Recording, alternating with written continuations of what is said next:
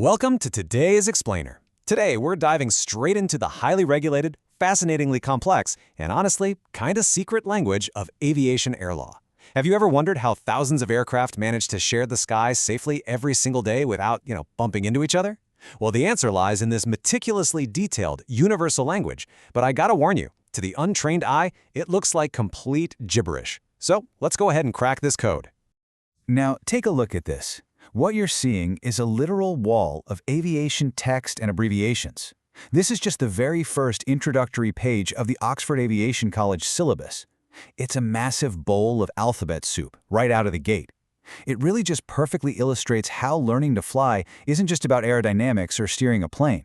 It's literally about mastering a highly specialized super granular dialect. To make sense of all this chaos, without just reading a boring A to Z list, we've organized these terms into a sort of logical decoder ring for our explainer today. We'll be looking at 1. The foundation of air law, 2. The aviation alphabet soup, 3. Measuring the skies, 4. Controlling the airspace, and 5. Aviation rules and reports. Okay, let's jump right into Section 1, the foundation of air law. Before we actually hit the acronyms, we really have to establish that these rules are meticulously crafted by massive global organizations. Our source highlights that this content meets the JAFCL syllabus requirements, specifically Subject 010, which is air law. The main reference document guiding the whole shebang is JAR OPS 1, pulling directly from ICAO documents and international conventions. Basically, these aren't just arbitrary letters thrown together. They represent the fragile international agreements that allow thousands of metal tubes to safely cross borders every single day without incident. Moving right along to Section 2, the aviation alphabet soup. I'm telling you, aviation loves acronyms so much they practically have acronyms for their acronyms. Looking at our source document, there are 31 unique abbreviations listed, starting with just the first letter of the alphabet. Think about that for a second. 31. And we haven't even touched B, C, or D yet. This A section alone shows the incredible granularity required to operate safely in this industry. It's wild to realize just how deep this actually goes. Starting with the human and organizational side of things, we have the AAIB. That's the Air Accident Investigation Board. This is the absolutely critical body that steps in when things go wrong. It's a somber but entirely necessary part of aviation law, analyzing every single incident to make the sky safer for the next flight. And right alongside them in this organizational alphabet are the AMEs, or the Authorized Medical Examiners. These are the specialized professionals dedicated to ensuring pilots are actually fit to operate these incredibly complex flying machines. Because, before you can worry about the health of the aircraft, you absolutely have to guarantee the health and readiness of the pilot sitting in the seat. Next up is Section 3, measuring the skies. Now this brilliantly illustrates a crucial altitude distinction that literally every pilot must master. AGL versus AMSL. AGL stands for above ground level, while AMSL is above mean sea level. Imagine you're flying over a 5,000-foot mountain. Your AGL and your ASL are going to be wildly different numbers. Mixing these two up? Yeah, that isn't just a typo. It's quite literally a matter of life and death. So altitude and distance aren't just single universal numbers. They depend entirely on your specific reference point. For example, take AAL, above aerodrome level. That measures your height relative to your specific airport. Then there's ASDA, the accelerate stop distance available. That tells a pilot exactly if they have enough runway left to safely abort a takeoff. And ASR, the altimeter setting region, ensures everyone flying in a specific zone calibrates their instruments identically. In aviation, context is absolutely everything. All right, let's look at Section 4, controlling the airspace.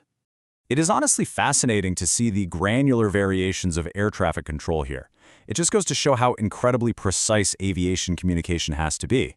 You don't just talk to a generic ATC. You might be dealing with a full center, an ATCC, or maybe a localized unit, an ATCU, or specifically a radar unit, an ATCRU, or perhaps you're just getting advice from an ATAS, an air traffic advisory service. This whole system guarantees that the second a pilot keys the microphone, they know exactly what level of authority is on the other end of that radio. And it goes beyond just the controllers. The actual physical routes have their own distinct tags too. Pilots navigate the ARN, the ATS route network, which are essentially invisible highways in the sky.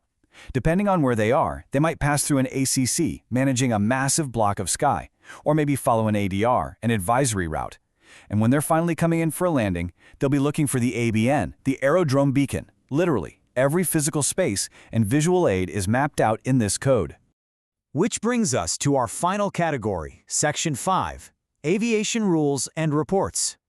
Notice just how many variations of aeronautical information exist in this syllabus. It's a lot. Pilots rely on an entire library of specific data just to stay informed. They consult the AFIS for local airport info, they read AIC's, Aeronautical Information Circulars, for broader updates, and they check the AIP, the Aeronautical Information Publication. All of this is facilitated by the overarching AIS, the Aeronautical Information Service.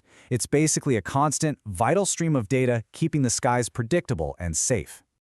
Now, amongst all that flowing information, the ANO really stands out. That's the Air Navigation Order.